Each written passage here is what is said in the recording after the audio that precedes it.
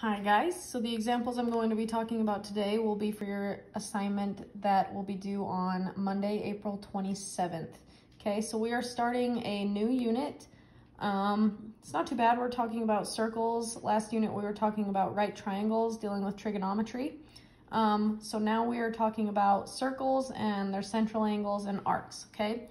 So the first thing we need to talk about is what is a central angle and an arc, okay?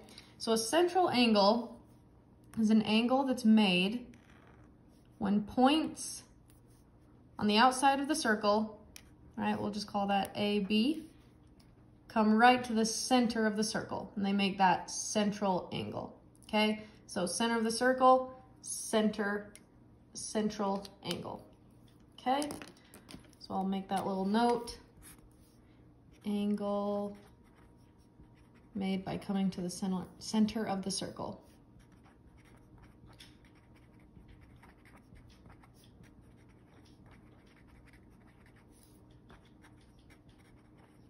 Okay, awesome. Okay, so then what is an arc? Okay, an arc is this little outside, almost like a piece of the perimeter of the circle that corresponds with that central angle. Okay, so we'll just call it a piece of the perimeter that corresponds with its central angle.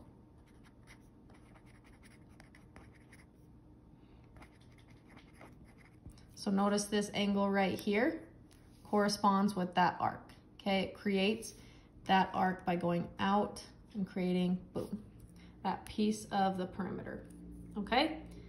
So today, all we're doing for your assignment is you're naming either the angle or the arc, okay? So our directions say, if an angle is given, name the arc it makes. If the arc is given, name the central angle, okay? So let's look at our first example right here. Okay, it gives us angle 2. So find angle 2 on your circle. That's going to be right there, okay? Angle 2. Okay, now we need to actually find the arc that it makes. Okay, so go out from that angle. We see we have point A, out from that side to point D. Okay, and this is how you write an arc. Okay, so an arc, you write with a little piece of the perimeter symbol, and then you put the letters, its endpoints underneath. Okay, so A, D. You can write it AD, DA, doesn't matter. Okay, so angle 2 corresponds with arc AD. Boom, and that's it. Okay, let's look at our second example. Now it's saying the major arc for angle 2, okay? This is one thing we need to talk about. A major arc, we have two types of arcs, major arcs and minor arcs. A major arc means it is more than 180 degrees, and it usually includes 3 letters instead of 2, like on our first example, okay? So let's find angle 2, okay? So angle 2 is right here, okay, but it's the major arc, okay? So there's 2 actual arcs for angle 2. So first we would do like we did in our first example over here. You would come out, find its 2 endpoints right here. It would be AC. Okay, this blue arc, that's actually the minor arc because it's less than 180 degrees, okay? So that's a minor arc. So I'm going to use a different color now. A major arc is everything, it's using the same endpoint, so we're still going to do A and C because it creates that angle 2. But we're going to go the other way, okay? We're actually going to pass B this time and end at C. Okay, so notice this is definitely more than 180 degrees. 180 degrees is that straight line halfway through the circle. Okay, definitely more than 180 degrees. Okay, so the way we would write this arc, since it's a major arc, we write it with 3 letters instead of 2. So you can write this A, include the B, and C. Okay, and that is it. That is the major arc that corresponds with angle 2. Okay, Let's look at our last example for the day.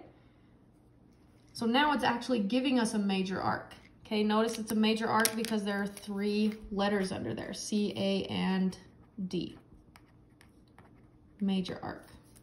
Okay, so let's find C and D. Those are our 2 endpoints. So C and D. A needs to be in the middle. So notice A is right there. That means we're going to go this way.